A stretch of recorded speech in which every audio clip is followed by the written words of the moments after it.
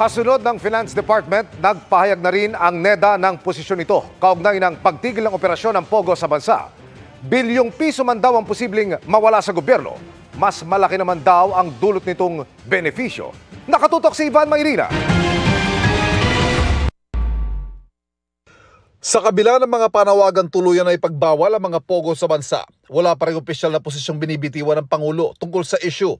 Kahapon sinabi ni Finance Secretary Ralph Recto na handa siyang irekomenda sa Pangulo ang POGO ban sa gitna ng mga naglalabas ang ebidensya ng mga iligal na gawaing nagaganap kasabay ng patuloy na operasyon ng mga ito.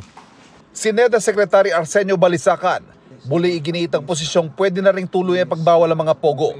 Ito'y kahit panauna ng sinabi ng PAGCOR na aabot sa 20 billion pesos ang mawawala kapag patuloy din pinagbawal ang mga POGO. It may be a big number, but the cost and particularly social cost of POGOs are quite high. And also we are trying to position our country as a legitimate place for business where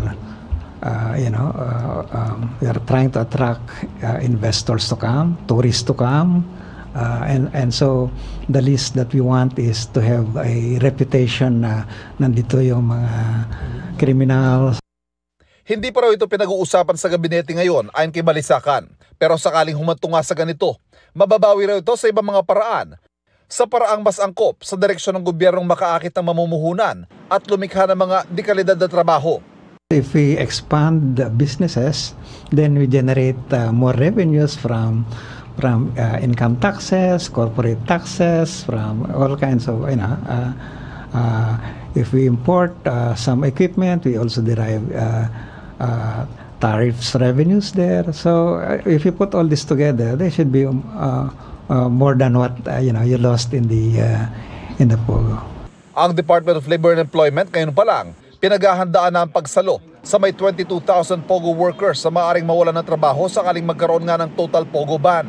Anticipating na baka magkaroon ng kanong klaseng decision, then workers would have the option to look at ano yung mga available sa kanya in terms of employment, job facilitation, and also livelihood program.